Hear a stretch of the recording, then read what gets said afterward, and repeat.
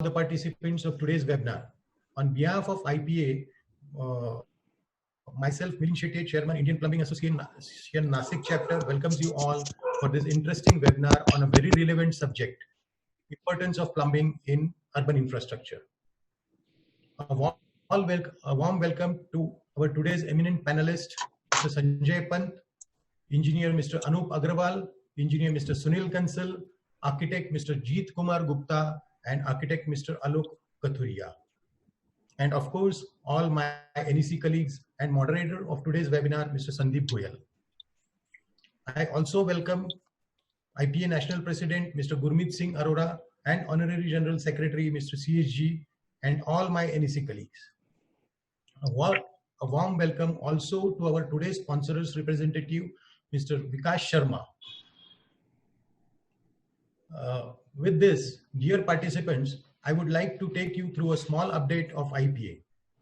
IPA is the apex body of the plumbing professionals in India, which is a 27 years old young organization spread across India with 23 chapters and 5,000 plus members and student members. The mission of IPA is to redefine plumbing standards in India, and till today, IPA has published around 5 codes on subject relevant to plumbing. Indian Plumbing Conferences are organized every year, and a magazine devoted for the technical articles in plumbing, that is IPT, is published every month. World Plumbing Day is celebrated every year on 11th March across India. IPA also organizes a learning and knowledge program popularly known as Indian Plumbing Professional League, IPPL, every year. I Save Water campaign is implemented across the country by all the chapters, and IPA has saved almost 130 crore liters of water in the year 2019, and the targets for 2020 is 500 crore liters. A little more about IPPL. This year, normally every year we conduct the IPPL at the locations, but this year the IPPL will be organized online across the country, and the expected target delegates are about 10,000. All the delegates who attend the IPPL will be awarded a free professional membership of IPA. The next activity as far as the Indian Plumbing Conference is, the next plumbing conference, National Plumbing Conference, is planned on 4th and 5th December at Pune with the theme Advanced Plumbing for Built Environment. More details to follow soon. Now, with this, I would like to move forward and invite our President, Mr. Gurmeet Singh Arora, to launch the video of IPA professional membership. Thank you very much, Milind. Good morning to all of you. I am delighted to address you today on a very important event of IPA, and especially in the elite company of Mr. Sanjay Pant from BIS, Esquire Sunil Kansal ji, Esquire Anupam Agarwal ji, my dear friend from Chandigarh, Architect Jeet Kumar ji, who is also my chairman for IGBC for Chandigarh chapter, Architect Alok Kathuria ji. Thank you so much for being with us today. I am really delighted to launch the new category of membership of IPA. This is called a professional membership category. Till now, IPA has had the life membership, and we have 4,600 members, but we foresee that once we launch this professional membership, we will at least have 10,000 members this year. And we are linking the Indian Plumbing Professional League with this membership so that the benefit from the Indian Plumbing League, one of the benefits is the membership is given free to the participant, and therefore we are looking at IPA becoming from 4,600, 4,700 members to at least 15,000 members this year. I would like my colleague Mr. C.S. Gupta, who is the National Secretary of IPA, to please say a few words. CSG. Good morning, everyone. Only a small message to all of us, because we are linked to Indian Plumbing Association. What is the power of association? The power of any association is it helps to bring good people around you and helps making you a better professional, because here you are able to transfer the knowledge, interact on a particular subject and deliberate. Thank you very much. Good day to everyone. Thank you. Thank you. Thank you, CSG.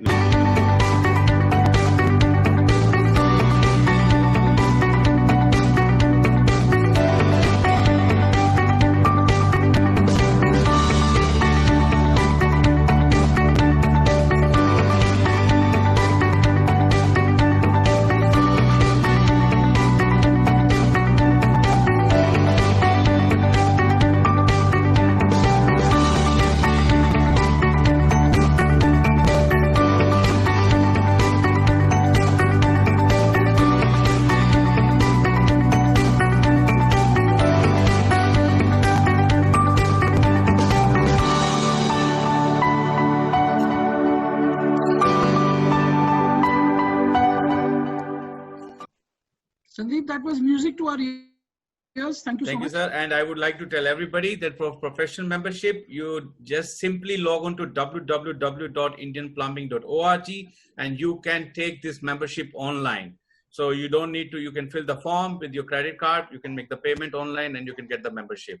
And believe me, what you have seen today, and IPA is doing a lot of activities, and I'm sure you all will get benefit if you join with IPA. Thank you very much. Thank you, Milind. Take Milind, most Milind, can I advantage of the intervene? lockdown. Please read our books, our journals, our IPTs. There is wealth of information from collaborative working. Sorry, Gurmeet ji, all yours. Congratulations to all my IPA colleagues.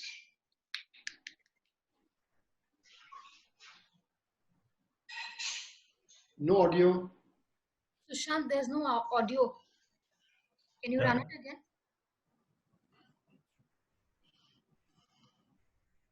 Hello.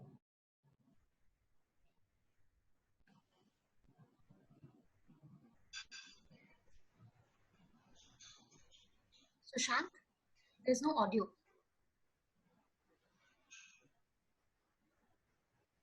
Sushant, when you share it, you have to select the computer audio.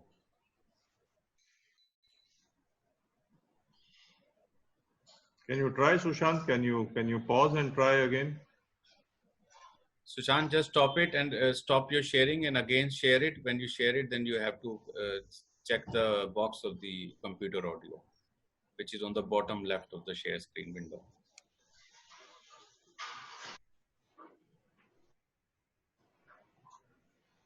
All these things need to be worked out in advance, not online.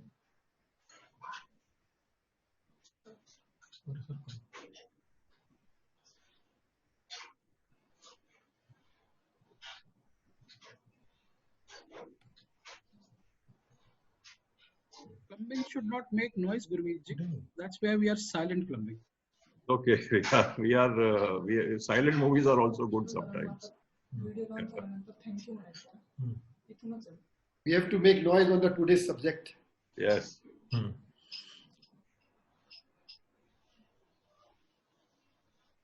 That is for Sandeep and his colleagues, right? My senior colleagues, of course.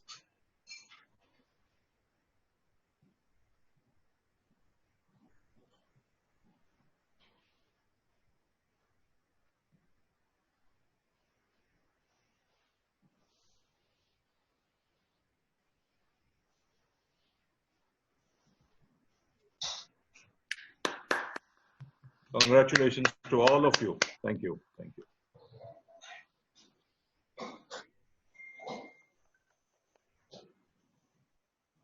I think Sandeep, next item is Rahul. Anyways, yeah.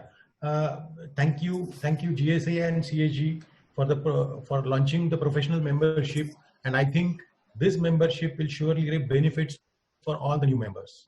Now, I would like to invite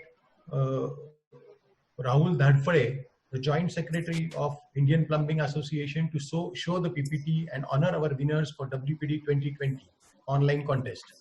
Thanks, Milind. Rahul, are you there? Yeah. Thanks, Milind. Hello. I am audible? Rahul, over to you. Yeah, I am audible? Yes, sir, you are audible. Yeah. Clearly. Thanks, Milind, and good morning, friends. Very clear. Please go ahead. IPA is celebrating World Plumbing Day every year, or 11th March for last 10 years when World Plumbing Council announced the same. Normally through seminars, IPC, IPPL, IPP reaches out to technical fraternity. But as World Plumbing Day is celebration, we try to reach out to the different segments of the society with different programs. We reach out to students, future generation of India, by way of painting and poster competition. We have started a new contest, Be a Water Crusader this year, to reach out to the common man. Intention is to take the message, plumbing is vital for health and environment. In all these competitions, subject was how you can save water in line with IPA's mission, I Save Water, where our target for this year is saving 500 crore liters of water. In this changed environment, whether we will succeed or not is a question, but we will definitely push ourselves to achieve the same. Corona has created a new unprecedented situation in the world in March itself.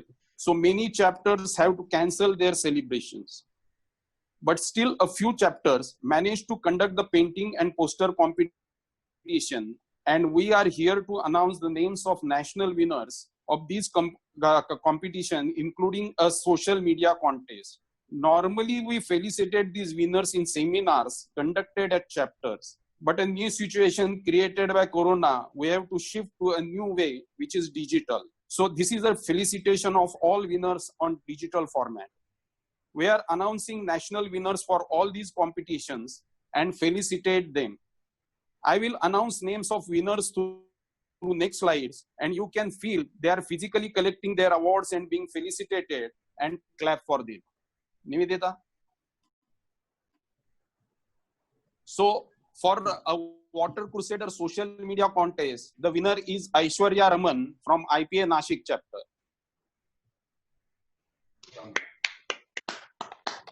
Go ahead, Nivedita.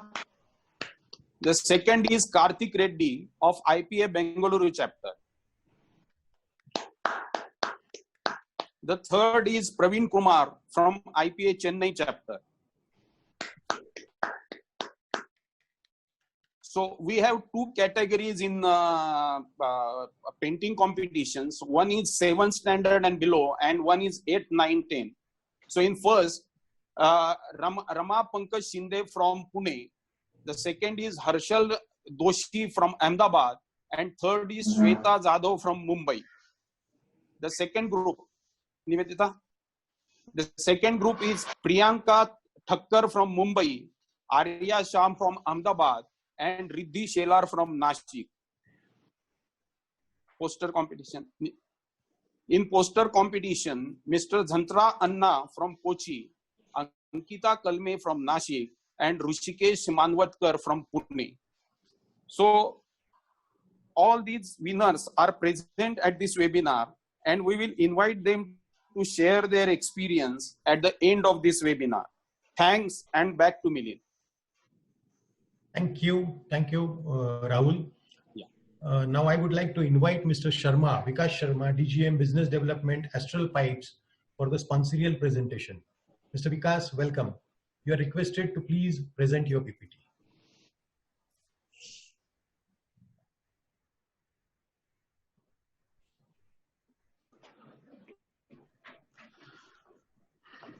Good morning, everyone. On behalf of Astral and IPA, I welcome you all to this wonderful session.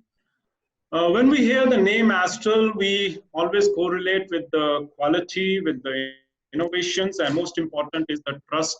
That's the reasons we have been awarded as the most trusted brand from so many years. And for which I would like to thank you everyone for the extended support and making Astral at the forefront of the piping category. I would also like to thank you for making our PP low noise as a great success into the Indian market. We are proud to say that we have become one of the largest range of manufacturers of PP low noise with the density of 1.9, not only in India, but in the world. So Astral has been pioneers in CPVC technology and is the largest manufacturer of the same. But we thought of bringing a new revolution into the plumbing market for hot and cold water system. And that is the PEX-A, which is a very flexible piping system based on the revolutionary technology, which is of expansion ring technology, which is the latest technology when we call about the PEX-A. Now the question arises whether there was a need of this system or not. We have been seeing that there has been a lot of changes which is happening in the building industry, not only in building industry, but all the industries we are looking for a lot of changes. There has been precast MyOne technology which is coming into picture, where they require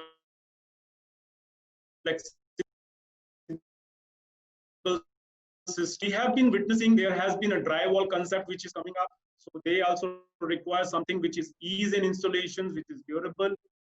We have also been witnessing there people are looking for something which is have some long length of pipes without joints, which they can put it in the slabs, just like electrical conduits.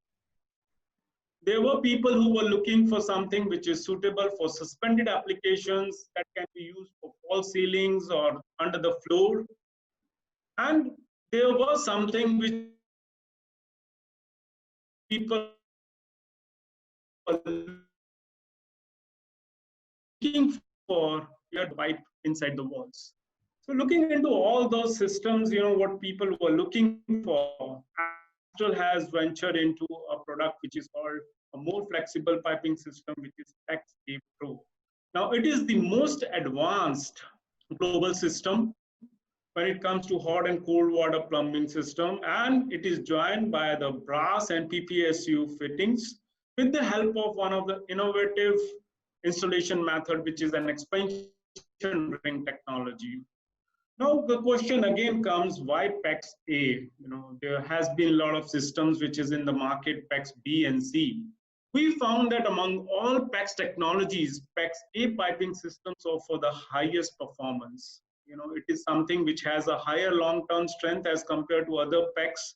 PEX-A pipes are the only PEX pipes that offer the highest flexibility together with the higher temperature of 95 degrees at 6 bars of pressures, and can take up to 28 bars at ambient temperature. So that's the reason we went for PEX-A, because it is stronger than PEX-B, it has got higher burst pressure, and has the more flexibility as termed to other PEX-B or C. Some of the benefits are that, yes, it can sustain at higher temperature, higher pressures, it can work at sub-zero temperature, it has got a higher flow, and can even be very good at chlorine resistance and high impact strength are some of the benefits of PEX-A piping systems. Another advantage why we went for PEX-A is the joining methods. We know that every organizations, even IPA, has been doing so much to train plumbers, educate us, educate contractors. But then, looking at the population of India, we know that it's very difficult to explain each and every. So we wanted to have a systems which is very easy in installations. We have been witnessing there are some PEX available in the market, like a compression sleeves, which require a lot of tooling. There is a PEX available which requires a crimping joining methods with the normal crimping tools or with the mechanical jaw tools. So we went for a system which is very easy in installations. If you look into the installation of PEX-A, what we have brought, you simply have to cut it and you have to install an expansion ring on top of the pipe. The best part is it cannot have a reverse placement, so there cannot be an error which a plumber can do. There are stoppers here, which you can see. So the reverse placement is not possible. And what we have to do is we just have to expand the pipe. This technology works on expansion and shrinking technology, just like our rubber bands. So we just have to expand a pipe and insert the fitting, and that's the joint is over. What will happen after some time? The pipe will shrink back to its original shape. So this is a very quick and easy joint method which we have. The best part is this is the only method where you can have a visual inspections whether the joints are proper after the installation has been done. Another advantage of the USP of PEX-A is that in other systems, what happens when you insert a fitting, the ID becomes much smaller. But in this case, you can see diameters of pipes and fittings are equally matched. So you have a full bore flow of water which is coming up. There is another advantage of USP of PEX-A. What we have is it doesn't have any wastages. If there is any kinking during the sites, it can be repaired by applying a hot air up to 130 degrees centigrade. It will come back to its original shape. So that's the magic what PEX-A Pro has in our systems, which is not possible in PEX-B and C system. So we can say that this product is a universal pipe system. It can be used for radiant heating and cooling. It has different control systems. It can be laid under the ground or above the false ceilings. You can also use for air conditioning. So that's the reason we called it as a universal piping system. We have a full product range in PPSU and in brass fittings with manifolds and expansion ring technologies. So the field of applications can be any. It can be home, apartments, hotel, hospitals, anywhere these products can be used. So what we offer is the 10 years guarantee of the product. So since the time is less, and if you want to have more detailed explanation about these products, please contact us. We'll be ready to serve you with the more technical details. Thank you. Thank you very much.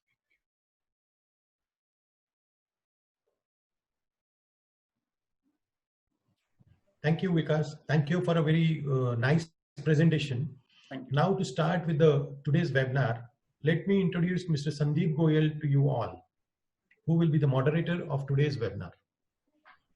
Sandeep Goyal is founder, director, Prion Consultants Private Limited. Vikaji, stop sharing your screen. Anyways. Yes. Okay. Sandeep Goyal is founder, director, Prion Consultants Private Limited, and is engaged in building service consulting with over 25 years of experience. He also contributes significantly in various disciplines of building services design and its codes. Sandeep has worked towards the revision of National Building Code of India in 2005 and 2006 to his credit, and has contributed in design services of HVAC, plumbing services, electrical services, life safety systems, and in sustainable aspects for various projects from tall, mixed use, hospitality, healthcare, and other projects in commercial building segments. Sandeep is also being a visiting faculty at SPA New Delhi with over 15 years of contribution towards imparting lectures to young students of master degree program in building engineering services. Sandeep also is a certified fire protection specialist from USA. He's been on the board of editorial committee representing India at CTBUH, Chicago, USA, board member of ISHRE Indian chapter, and NEC member of IPA and FSCI. With this, I would like to invite Mr. Sandeep to take forward the webinar. Thank you. Thank you. Over to you, Sandeep.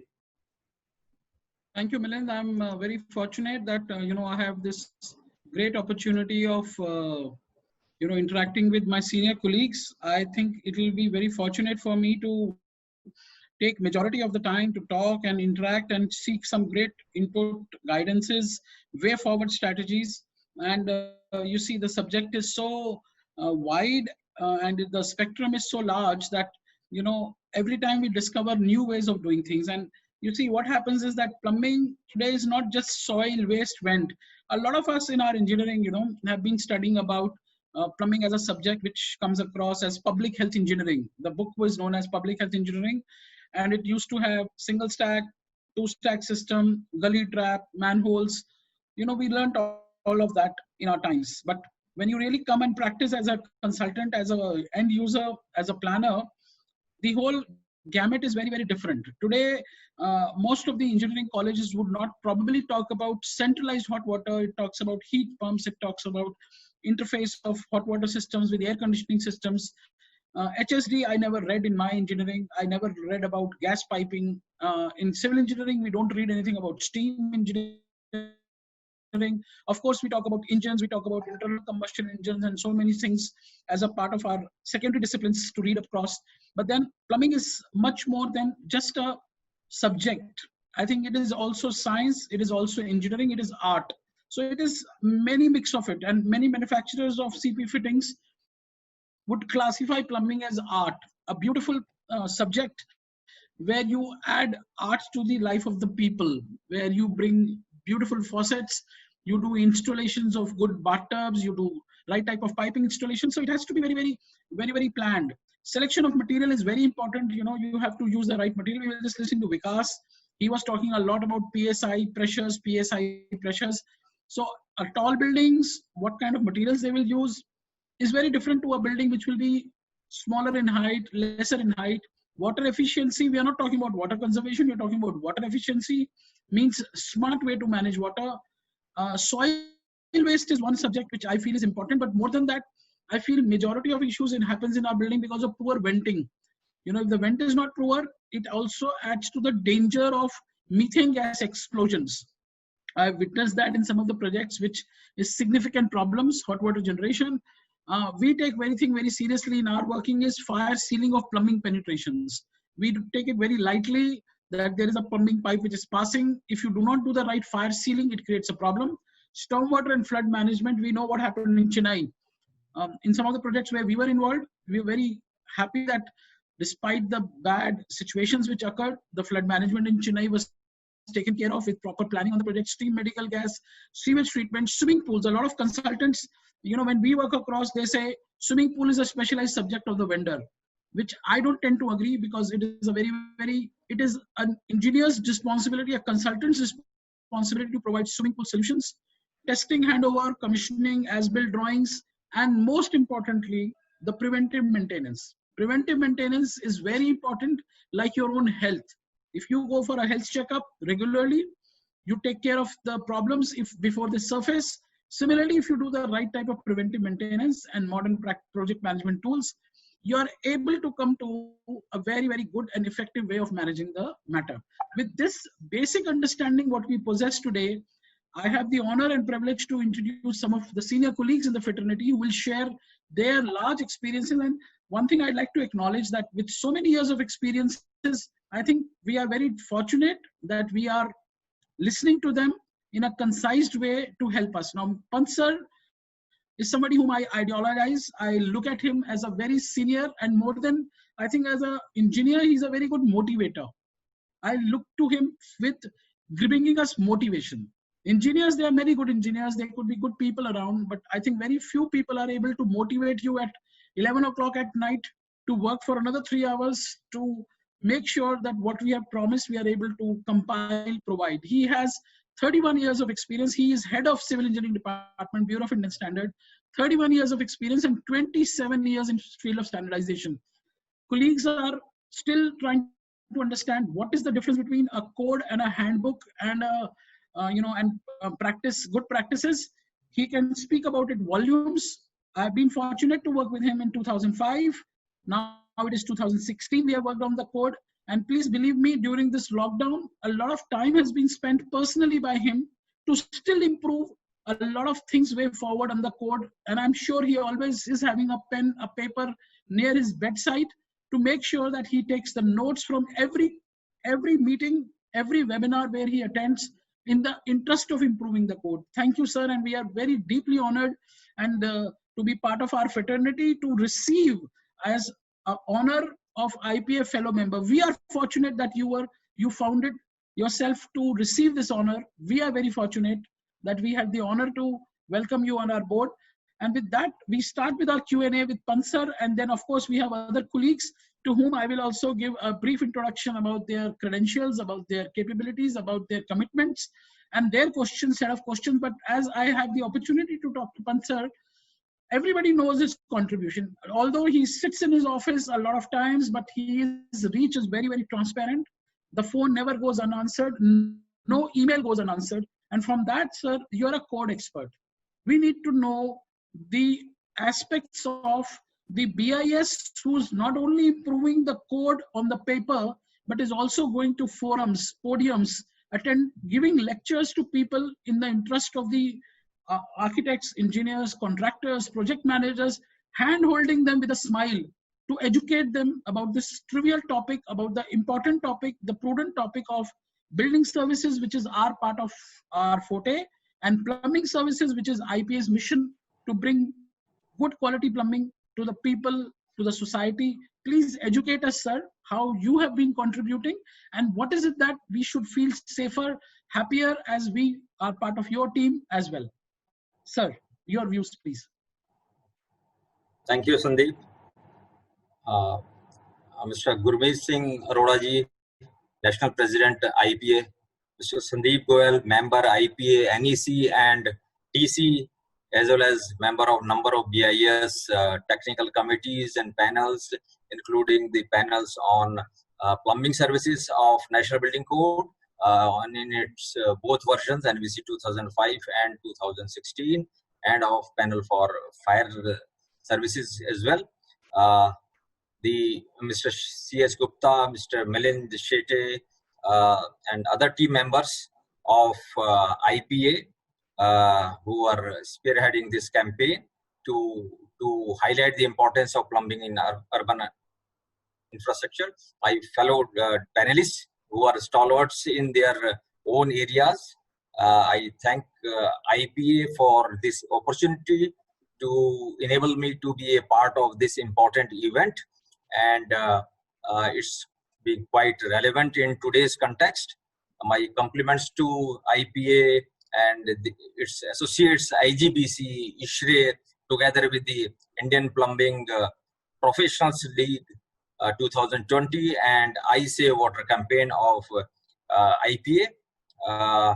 I once again thank the entire fraternity for enabling me to share some words, which whatever worth these may be.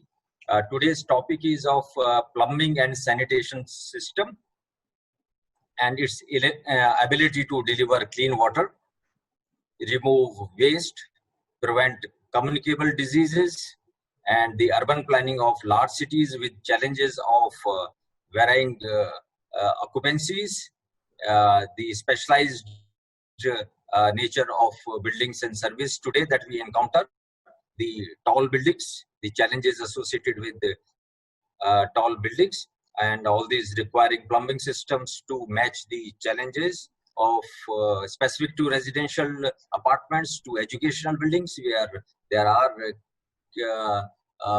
occupants who may not be as mature, the healthcare buildings.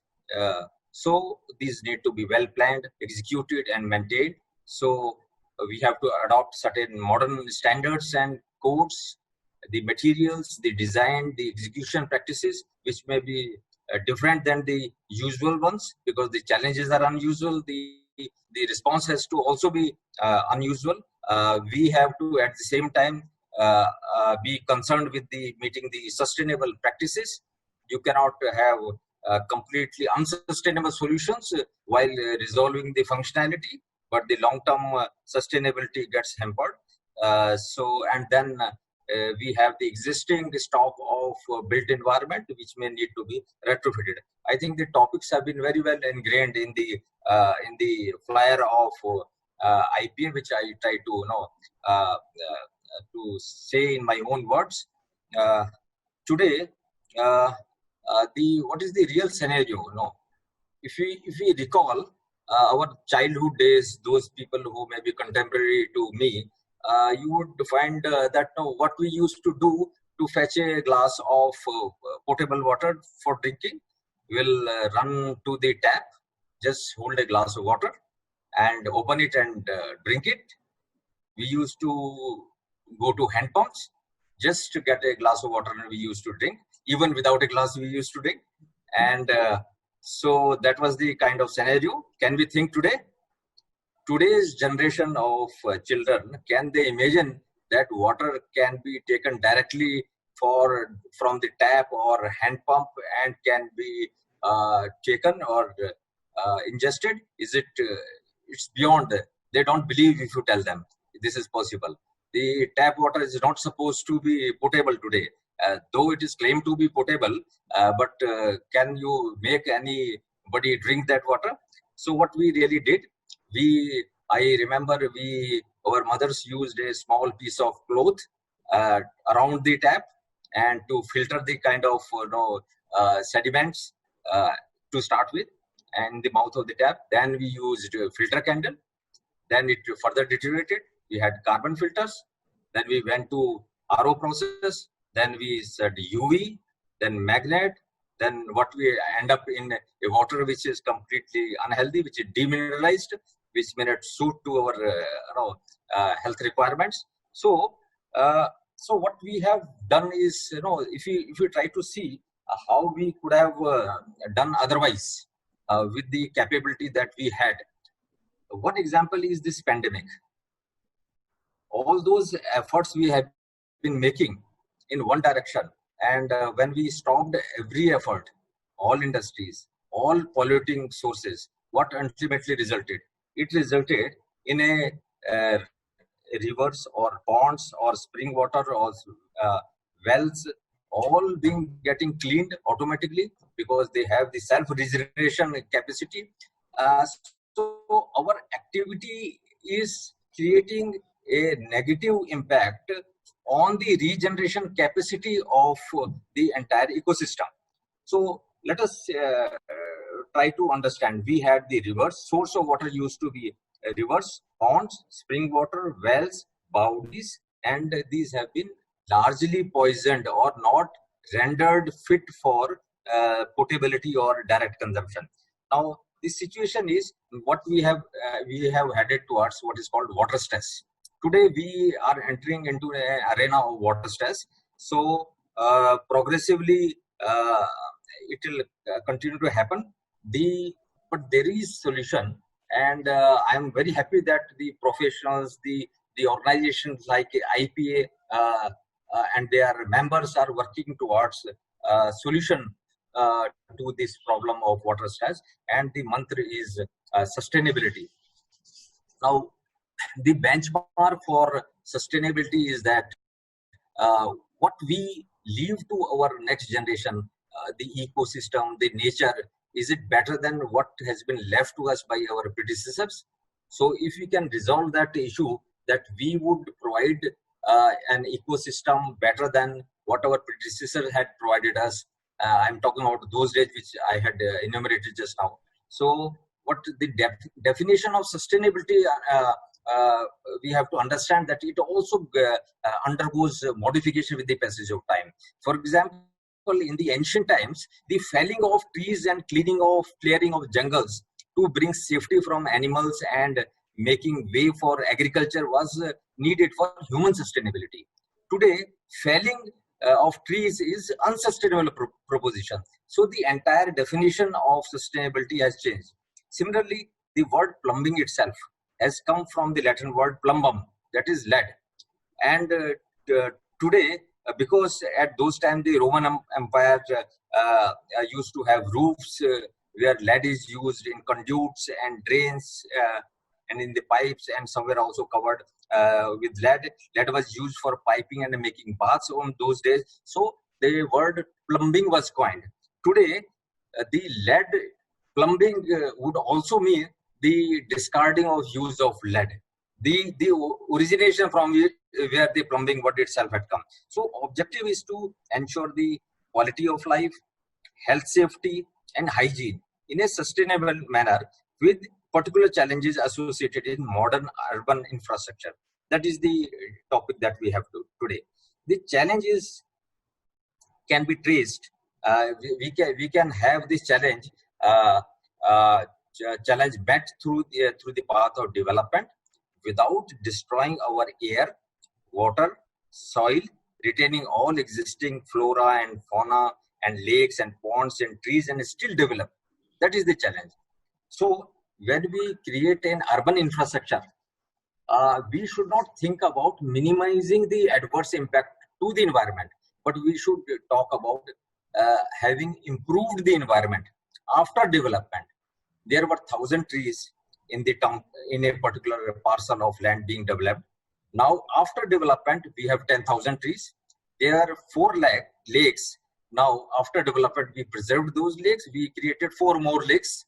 So the idea is people used to have the quality of water without the urban infrastructure, which was inferior to the quality of water that has been provided after the development has happened. So the challenges today are how to meet all these things is through quality benchmarks for potability, for which we have standard of potable water, the augmenting the source of water through rainwater harvesting, the STP water, use of water efficient fixtures and sanitary appliances, proper drainage to be improved, to be unhindered, so as to have flood controls and water logging problems mitigated, the sanitation to lead to ozone, open defecation free country, toilets being in each house, in each school, in the villages, in rural areas. We have the good quality plumbing done in case of PNG for fuel, for medical gas supply. We manage the solid waste, be it construction demolition waste, be it electronic waste, or medical waste, or special waste, or nuclear waste. And then we can think even to the level of interconnection of rivers. Now, how to go about this? We have to have standards. The standards have to be dynamic. As I say, the definition of sustainability itself dynamic. So the standards have also to be dynamic. The challenges are dynamic. So standards and benchmarks have to be kept improved upon with the passage of time. Having created these standards and building code or the national building code, we have to scrupulously implement the same and even think of going beyond these standards. Standards are not to be taken as escape. The minimum benchmarks are the minimum only. These are not the benchmarks which cannot be improved upon in actual practice. So we have to go beyond standards as needed, and above all, improve professional competence continually. As the situation is dynamic, the professional competence has to improve upon. We have already lost. Yes, sir. Please, sir. I'm just closing. We have already lost knowledge of many traditional systems and practices. So we have to see what is required today, what can be reinstated, and what more has to be done. BIS is already formulated around 200 standards relating to water fitting, sanitary appliances, public health engineering, as well as plastic piping systems. More can be done as may be required. So my submission to the fraternity is that to use these standards, get involved with the standardization process, and let us make a good urban infrastructure with a good quality of plumbing for all of us to survive in a sustainable manner. Thank you. Thank you, sir. I think holistically, it will be very nice to further know, what you have been creating as codes and standards, how the professionals are practicing it. So I think that is what is the achievement which will come as we hear from our colleagues, how they have been benefited by the revisions in the codes. And we will come back to you once again to let us know, I think, also make an appeal to people to come back and contribute back in the code. So I think that is what we will come back to you. That appeal coming from you will make a very big impact. I have the opportunity now to have Mr. Kansal. He is the Chief Engineer, Greater Ludhiana area. And as you can see over here, his profile is very, very detailed. And for me, I think he takes a very large responsibility when the name of the designation of Chief Engineer comes with him. And where everybody looks at him in terms of bringing value, bringing ideas, bringing innovation. And, when we are talking about works on projects, major cities like Chandigarh, Mohali, Panchkula, all those areas which are very, very good, enthusiastic and difficult terrains in various ways, how the overall working has been allowed. So, sir, with that aspect of your introduction, we would like to know that, BIS has got certain norms which we have fixed up for per capita demand. Now, at the consumer level, you think that we either need to educate the consumer to be aligned to those norms as have been adopted in the BIS, or you see that there is a departure. That means that the water demand which has been ascertained in the code versus on the ground, what kind of deficiencies you see. I also note in some of the building bylaws, the water demand is more than what is written in the National Building Code of India. And we are striving for water efficiency. So codes in paper and real life scenarios, how do you think they are closer to each other, or we still have a gap which we have to bring together to harmonize the working? Please give your inputs on this, sir. Thank you, Sandeep ji. I thanks personally to Mr. Gurmeet Singh, President IPA, and Mr. C.S. Gupta, Secretary, and other teammates of IPA for giving me opportunity to give my views on this in this webinar. Sandeep ji, we all know that various government agencies have notified various norms for designing of water supply schemes and for conservation of water. Yet it is very difficult to enforce, as regulatory authorities have to work under the democratic setup which is prevalent in our country. I would like to share my experience which I have faced during my job. As per prevalent norms, we know while designing our scheme, we considered 135 LPCD in urban areas. Accordingly, the pipe sizes are worked out and executed at site. But in Punjab, or you can say the city of Chandigarh, Mohali, or Tri-City, these norms are not applicable. As people have big bungalows with large green areas and courtyards, lot of water is required for gardening and washing of courtyards, cars, etc., which I think this demand is not considered while fixing the norms of 135 LPCD. So in cities like this, we had to increase pumping hours to fulfill the public demands. You would be astonished to know that in Chandigarh, Mohali, the per capita supply is almost more than 200 liters. And even then people are not satisfied. Now, how to educate people to use water in limits? It's a very difficult task. I think one of the reasons for using water carelessly is its price. Can you believe that in Mohali, in the municipal corporation area, the rate is rupees 1.80 per kiloliter. 1 रुपए 80 पैसे 1000 litre के. It is as free. And in the Gamada area, it is rupees 5 to rupees 10 per kiloliter, depending upon the slabs, against a production cost of rupees 15 per kiloliter. Since 2017, when we have increased water rate in Gamada, we are facing dharnas in front of our office and representations almost daily, as people say that their budget has been upset after this increase. We all know that water is used in every aspect of life.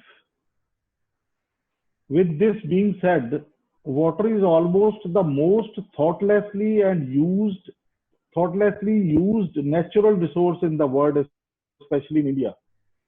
Every day water is wasted either knowingly or unknowingly. In my opinion, if government wants, we should supply the basic necessary demand of 130 LPCD at a subsidized rate. After which, if anybody wants to use it for his luxury, he should pay at exorbitantly high rate. In the end, I would like to conclude that I am hoping against hope that a day would come when people would be enlightened and use water cautiously for their basic needs and would not waste it as they are doing these days. Thank you. Thank you so much, sir. In fact, you see, to adding point to what you said, in cities we see a lot of water being wasted because most of the apartments would not have a billing system for the water. If you are living in a 3-bedroom apartment, you have got 3 toilets, and all those toilets are having their own water supplies through the downtake pipes from the shafts. You're not able to build a family.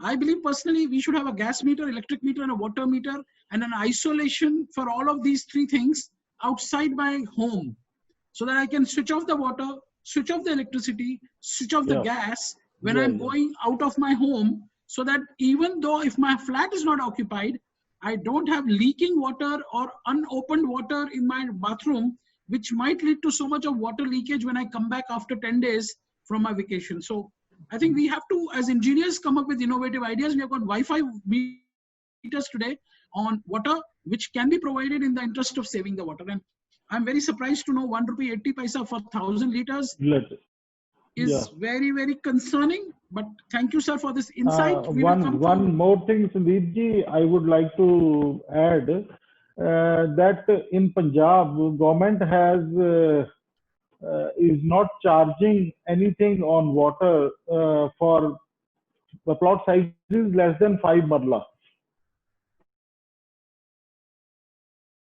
It is free of cost. Sir, to my understanding in UP, I have my friends in, so we will probably try to understand why we are getting through that when we can afford, and we should better be careful about it, why there are situations where water is not even charged in certain parts of the country.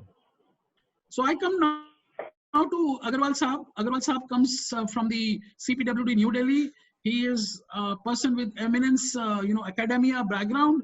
I think people like him, he brings us a lot of value when he works also as a lecturer at the Thapar Institute of Engineering in way back in '87. So I'm sure when you work as a lecturer, when you work as a senior executive in the government sector, you have to make certain policies in the interest of the society. You have to keep a vision of educating your students as well as to bring the value in in your practices. The CPWD is a leader with eminent working of senior colleagues like you. I see a lot of buildings of CPWD who have got very tight budgets. They have to meet all the efficiency, functional requirements. A lot of buildings of CPWD today are to qualify as green buildings. Water conservation, energy conservation is part of your DNA. And then there is, whereas there are certain learnings which you would like to share with us, something which you have used at CPWD, which has made you an icon to make sure that where the buildings and the installations pass the test of time. So can we get some feedback from you on your innovative ideas at CPWD, sir? Thank you. Good morning, everybody. I wish all the panelists and the organizers very well. I went through your question portion. There are some very good questions. One is by one Dr. Amarnath Arora. He complains about dampness in all buildings. So I must begin with the fundamental fact that most buildings, whether they be in the government sector or in the private sector, there is something amiss with the plumbing of these buildings. And not only the buildings, but the entire services, civil engineering services layout of campuses. There are glaring defects which make our heads hang in shame. So in this context, it is a very welcome thing that there is something called the IPA. And I must confess that I'm very ignorant. This agency is 27 years old, but I only came to know through Mr. Sahil Kansal and Sunil. And this has 27 chapters, 4,600 odd members. It has its own codes. It's a very welcome thing. I think government agencies should interact with such associations. CPWD has faced and constructed many buildings, all of which have defects, but all of which also have good things in them. I think the time here is too short for me to share much, and my previous speakers have, especially Mr. Pant, has in a lot of detail explained many things, which saves me a lot of labor. But I only refer to one thing which he mentioned, that earlier we could drink water straight from the tap.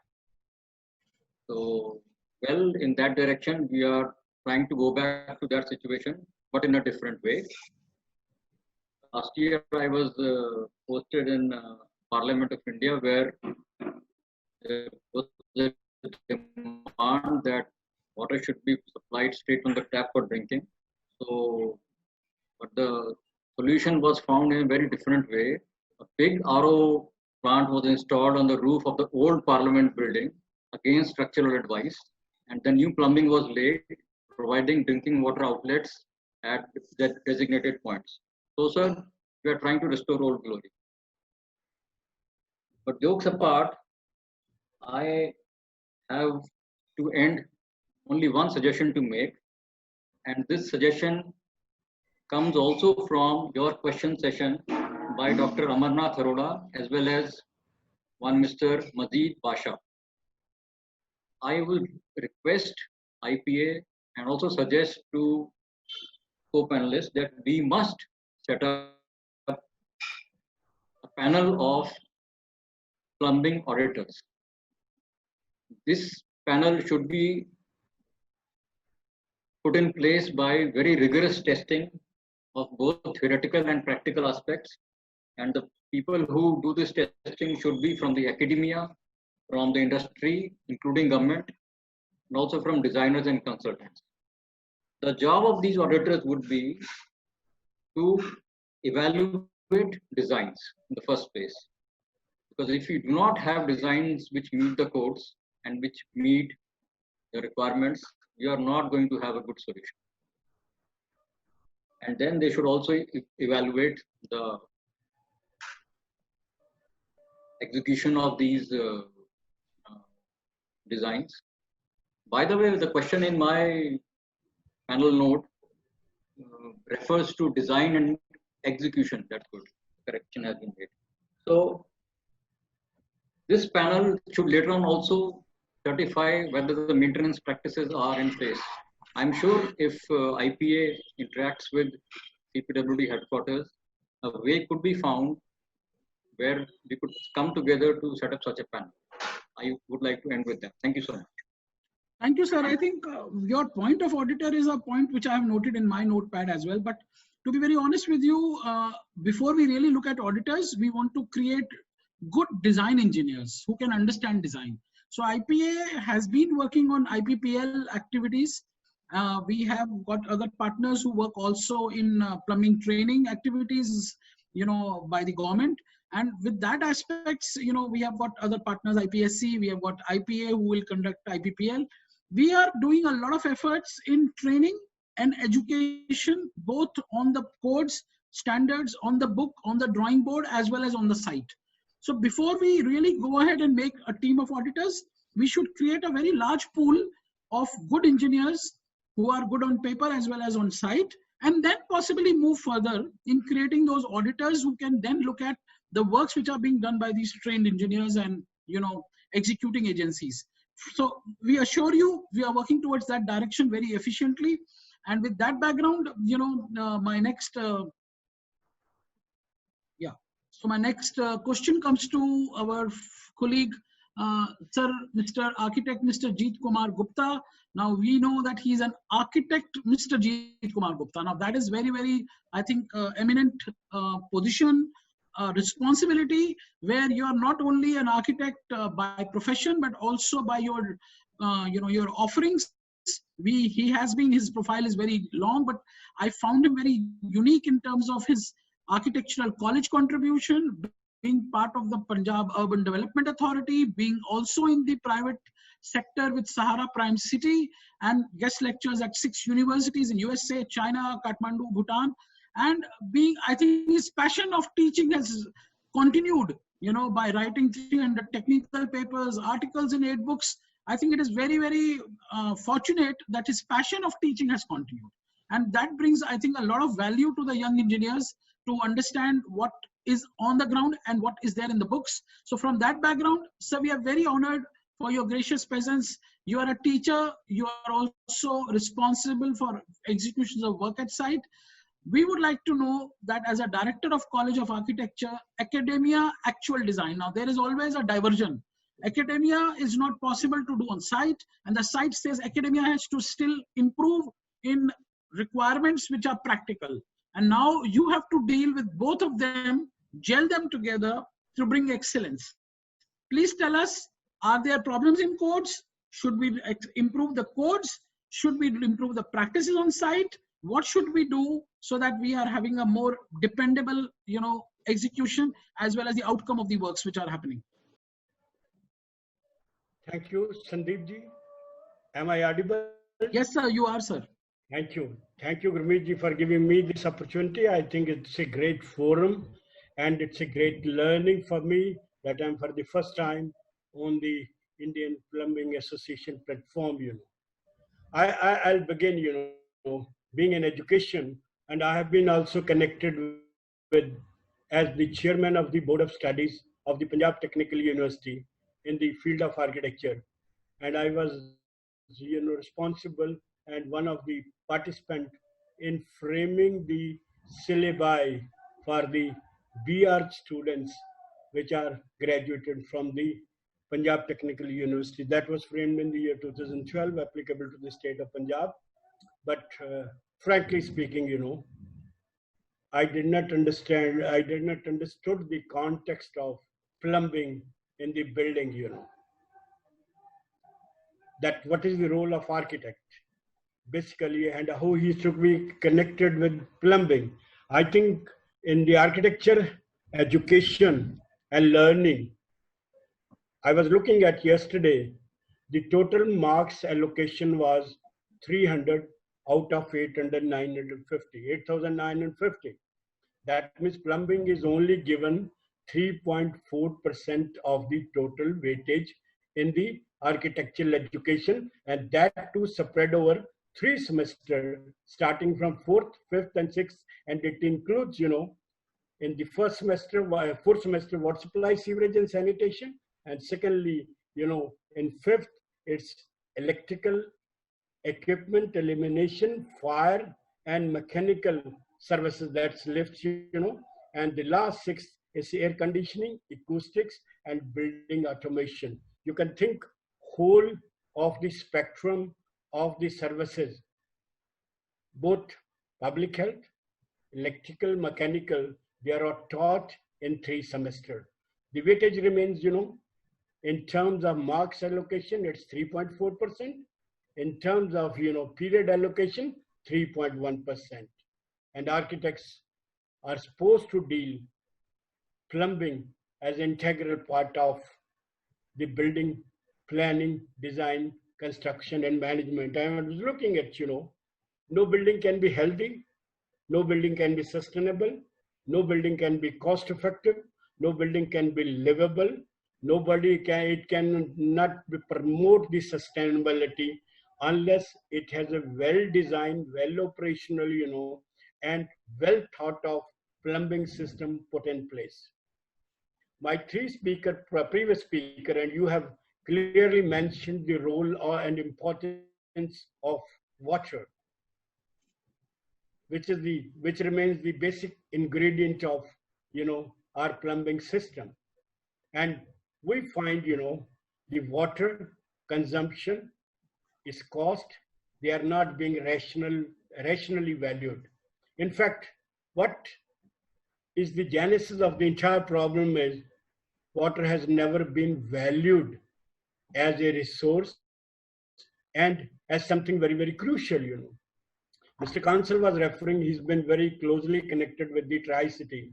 Can you best think of, all these cities are now for its water dependent upon sources which are 30 or 40 and bigger the city, they may be, like Delhi, it's dependent upon Hardwar, and Chandigarh is, 30 kilometers down in Morinda from that's Bhakra Canal for meeting its requirement, I think plumbing has its own reason, meaning, and importance in promoting sustainability. We can see, how the things are designed today. If you ask anybody that what is in house you are, designing, it's a 4-bedroom house. How many toilets? 4 toilets, I was in Switzerland, and I was shocked to see the man telling me a 3-bedroom house has only 1 toilet. I said, why you have only 1 toilet? He's told me, Professor, he tells me that, the toilet is the most expensive thing in the building itself. So they had, a separate WC, a separate bathing area, and a separate, wash basin, 3 people could use it. He said, then I asked, what's the reason? He said, I can't afford another toilet, But in India, you are the first one to face this, that number of, toilet must exceed the number of bedrooms which are there.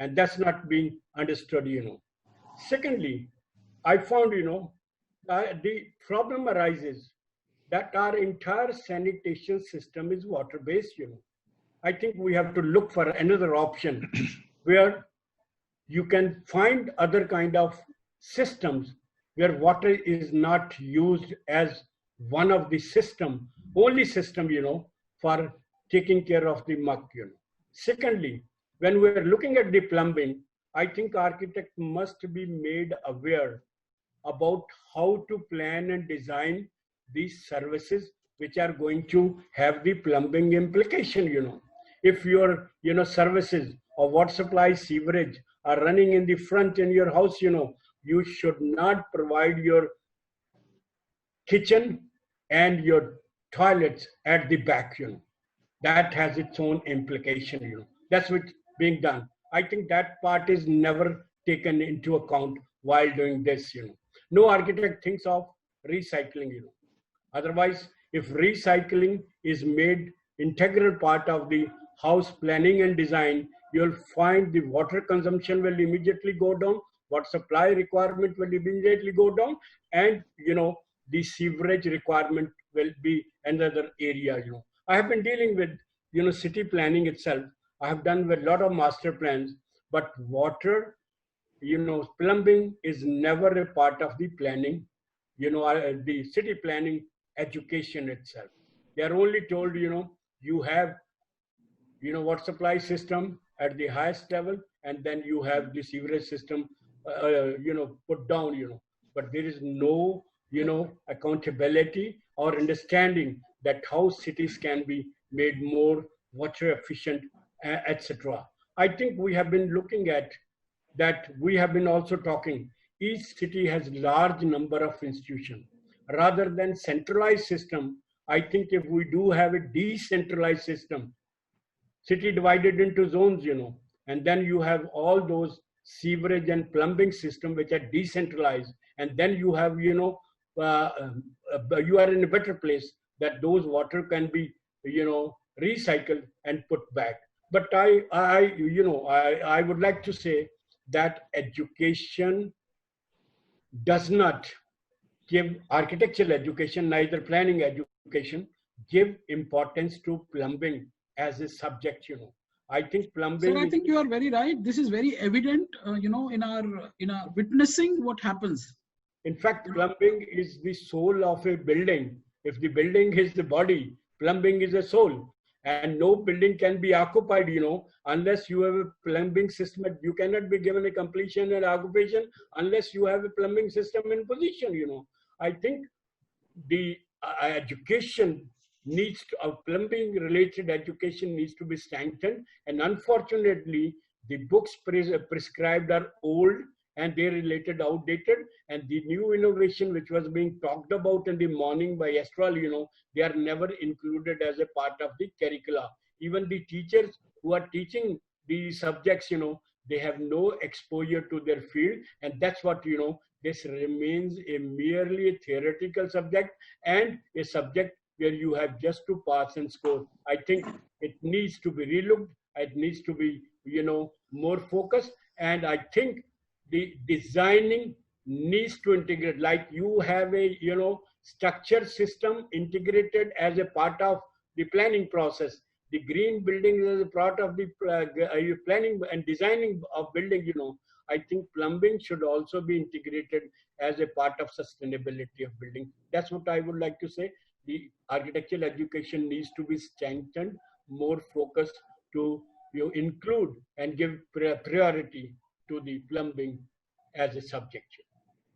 Sir, I think what you have echoed is very much, I think, witnessed. In fact, I've been part of some of the architectural colleges, but I never realized the weightage is so low.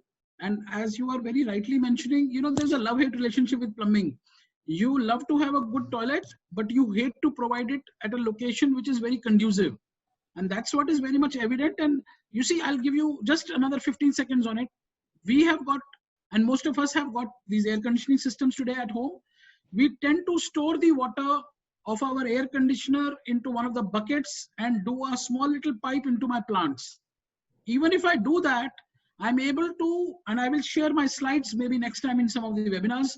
If you are able to do that, all you have to do is open the tap of that bucket every day in the morning for 5 minutes, and then the water from that pipeline will go into your plants, and you can close the tap after 5 minutes. So there are various means and ways to do it. And there are many innovative ways. Indians are very good with innovation. I'm sure, a little more emphasis on the academia will bring better glory to the planning. And now we have another architect who is the partner at the Habitat Design Consultants. He was in Dubai till 1996. And, from 1996, he was contributing in Dubai, moved back to city of Ludhiana. And of course, he is an eminent good architect who studied at the Chandigarh School of Architecture, degree in 94, went to Dubai, came back to my country, came back to Ludhiana, and has been working on various projects, contributing with his knowledge of architecture, his global knowledge of working in Dubai, and now in Ludhiana. So, Alok sir, you come the people whom I work very close, architect. I have got 3 calls to make after this webinar to my architects colleagues. We are the most closest to the architects, and I feel personally, more than legal, we are morally responsible for the people who depend upon us. Legal in India is not a big deal. You know, you will get a notice, you will reply, something will happen. But I think it is a moral responsibility. So what has been your awareness with architects? As what Jeet sir has said, that architects have very less knowledge on this subject. They are not academically oriented towards it. I do witness this kind of, experiences in my dealing with architects. But you are a yourself architect. Do you really think that the architect fraternity is still very ignorant? I think, personally speaking, they are very, very vigilant. So please educate us. What is your perspective as an architect on this subject? Thank you, Sandeep ji. First of all, thank you very much, and good afternoon, everybody. As Jeet Kumar Gupta sir has very correctly said, and you are also mentioning that it is our moral responsibility for whatever designs we are doing. Clients, obviously, they are looking for a good advice from us. And over the period of time, awareness definitely has increased among architects. There are so many companies, who are coming up with new technologies, and at the same time, they are sharing their information with us. They are even holding various workshops for plumbers and various plumbing contractors. So awareness has definitely increased over the time.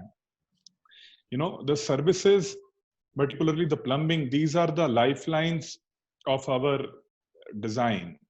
Whatever design we do, say I do a very good design, but it's of no use if there is some problem with plumbing. Say I put very good, great Italian marble, like we do great interiors, we do panelings. But if there is a leakage, or if there is a plumbing leakage which is happening, it is spoiling the complete design. So design is of no great use if there are problems with services. So we have to be very, very careful when we design. And, in fact, in our office also, we tell various architects that whatever design we do, whatever line we draw on a drawing, it has some meaning. So moral responsibility is obviously there. But yes, the awareness is increasing. There are so many architects, like I've been to so many fairs across Europe, and Germany, there are exhibitions and fairs. So we are keeping ourselves aware of the new technologies which are happening around the world. And even the clients, I would say, are aware of these things. Clients are willing. We work a lot in private sector. We have been doing residences, which are high end. The budget sometimes goes even till 10,000 rupees, 12,000 rupees a square feet for a residence. In those residences, people are aware that they have to do whatever is concealed. Say suppose if you do some plumbing pipe which is concealed, so you cannot change that in future. You have to have a great detailing to that, and a good material has to be used, because once you do it, you put Italian marble on top, you put tiles in washrooms, then it is very difficult to change if something goes wrong. So people are willing to put in money in services, in plumbing. I would share with you, like we have been using stainless steel pipes now, 316 grade for some time. It was about, say, 10 years back, maybe 12 years back, we did a residence where we used stainless steel pipe. So awareness is there, clients are willing to spend more, and yes, effort has definitely increased over the period of time, I would say.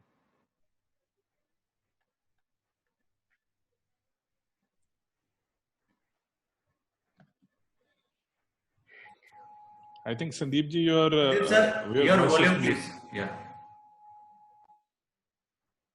Sandeep ji, your voice. I'm sorry. I think it has become very, very evident, and specifically with some of the failures we have seen and the disrespect which the professionals get because of the failures, it is unpardonable as well.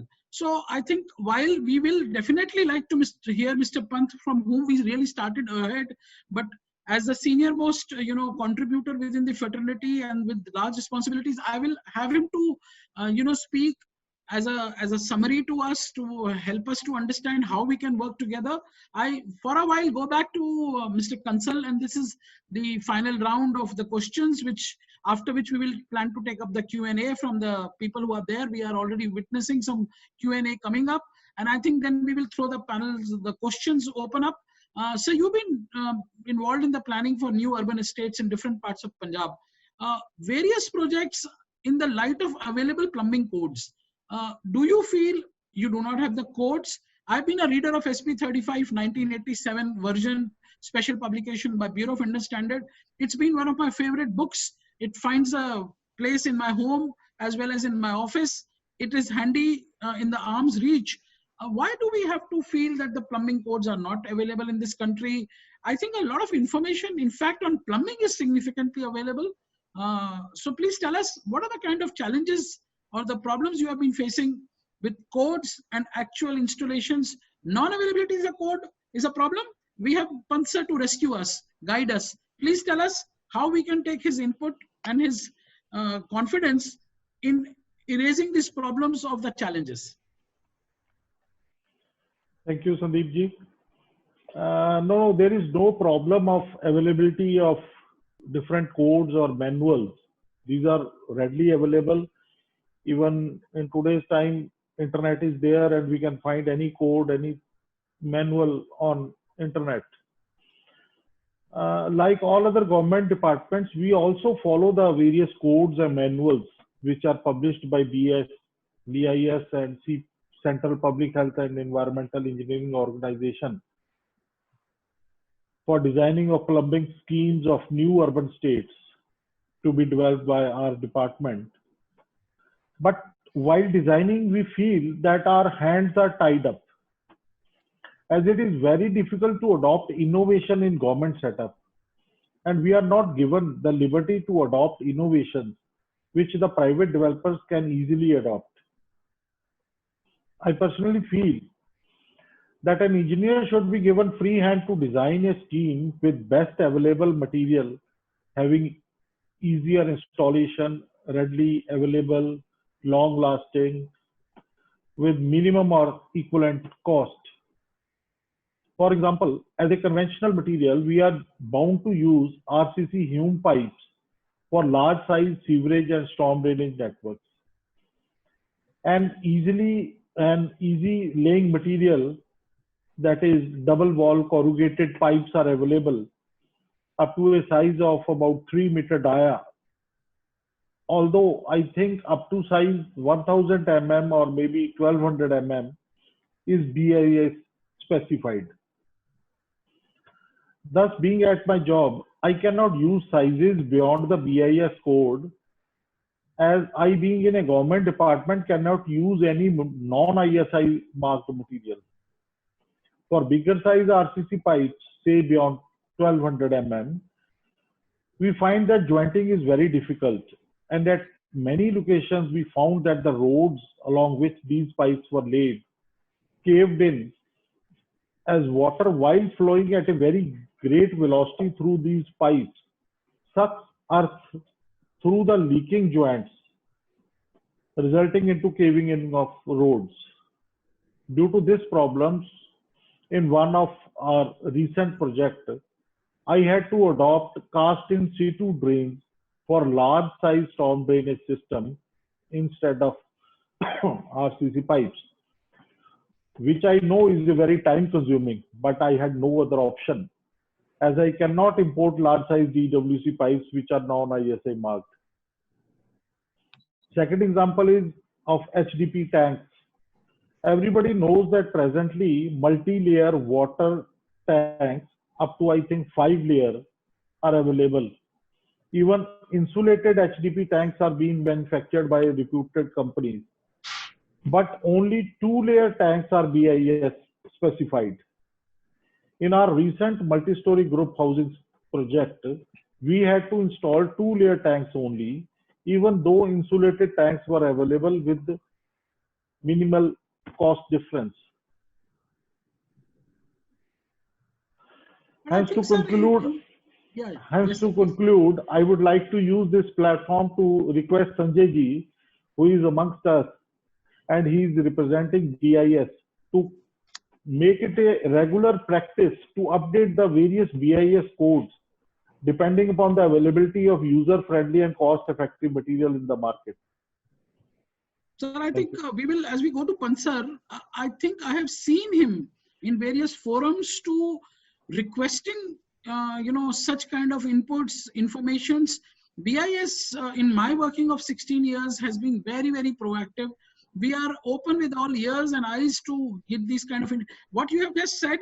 Of course, I would also like to mention in NBC 2016, various types of water supply piping materials have been included as alternate materials. We have today IS code for CPVC. We have got obviously the IS 1239 from the very, very ancient times.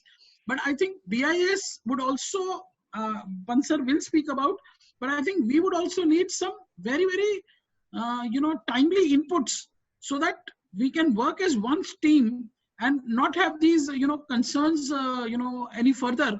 And we are able to manage them well as we are updating our codes. And I think Pansar will speak better about the challenges we have to make in the code from the information which we are seeking.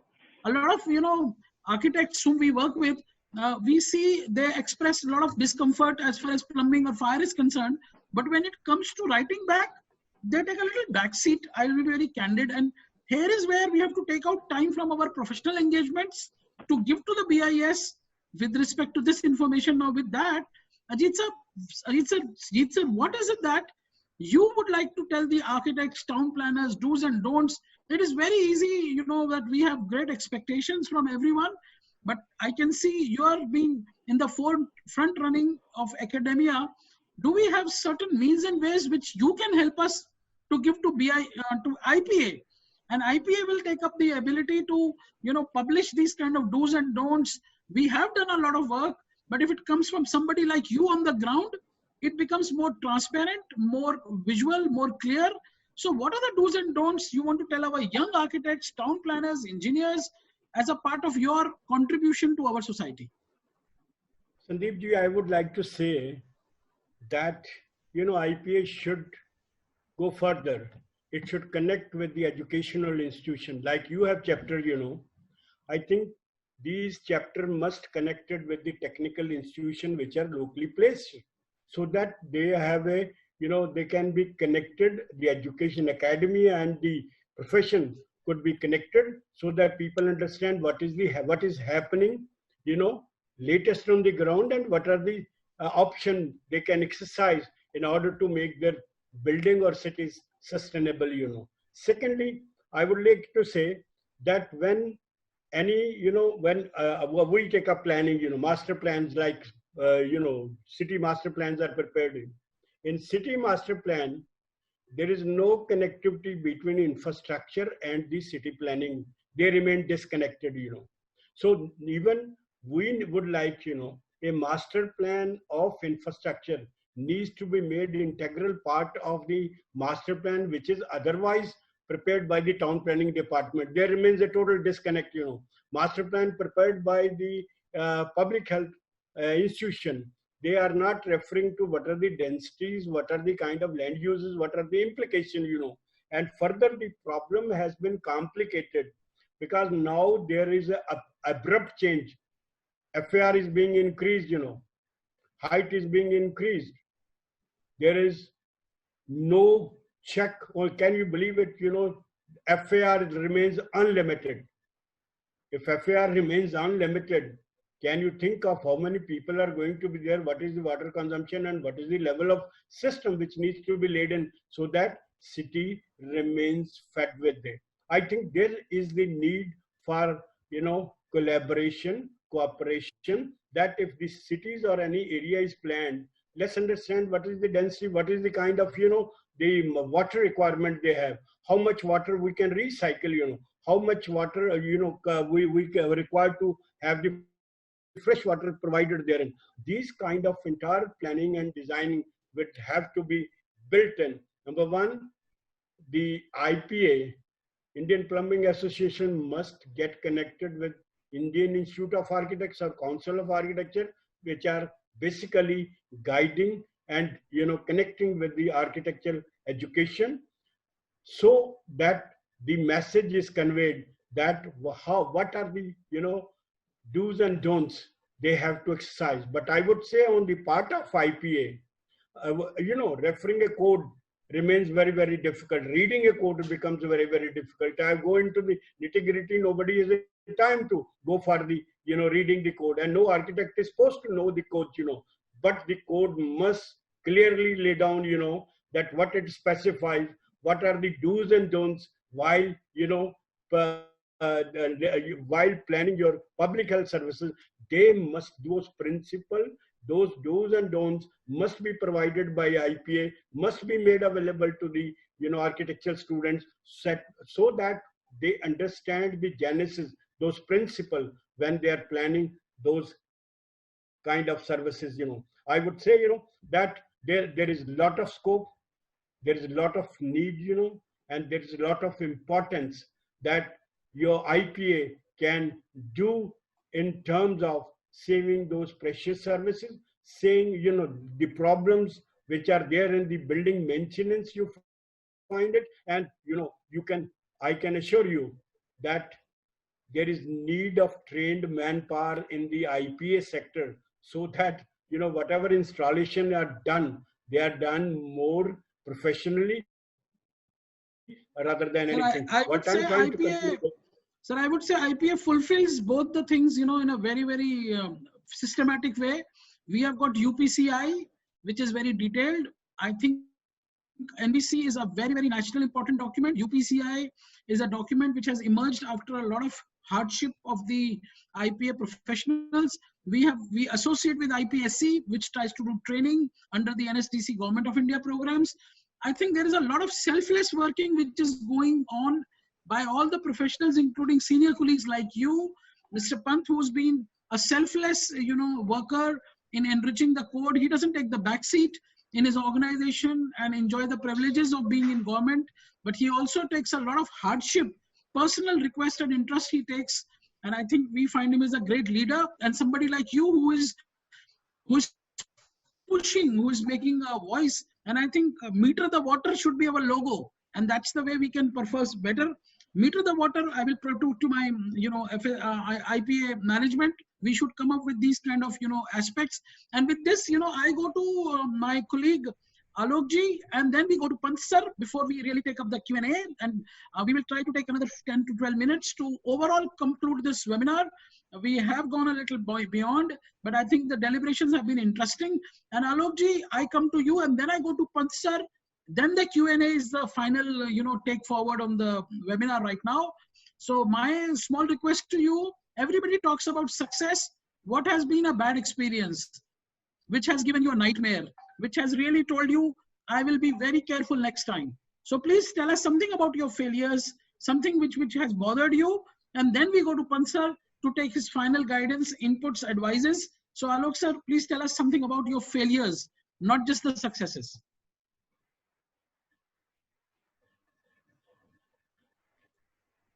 Mr. Alokji, am I audible? Yes. Yes, sir. Fortunately, we have not faced much failures, I would say. But yes, one of the experiences, bad experience, I would like to share. We did a project, Trans Yamuna in Delhi, and there the quality of water is bad. So it was, to be precise, in a locality called Preet Vihar. We did a house. It was a grand house, and we imported furniture from Italy, and best of the materials what we could use, we used that. But after a couple of years, there was a plumbing leakage happening in their washrooms, and we were shocked, like why this is happening and how this has happened. We were shocked to learn that we had used even stainless steel pipe over there. We knew that the water quality was bad. We used stainless steel pipe. But, that piping, the company, that company which provided that pipe, that pipe was not of good quality. So this was something which, you cannot gauge. So now, obviously, like we asked for the test reports, and, we have whatever materials the client purchases, sometimes we get it even checked from the laboratories, because once some plumbing thing goes behind the marble, it's very difficult to change that. So, and one of the very common problems what we face, sometimes is we use composite pipes, we use plastic pipes, I would say, and after execution, say somebody puts in a towel rail or a towel rack, or some accessory after that, so the drill very silently goes inside the plastic pipe and it damages that. So that is one thing, like we obviously, after maybe in 1 or 2 projects, we had this thing. So now we obviously are very careful with the drawings. The as-built drawings are done. They are provided to the client, and the clients are also aware that piping is going beneath these things. So that those things are not, the drilling is not done, on those locations. And recently, I have heard that now the scanners are available with some contractors, so they can scan the piping, and if something has to be put on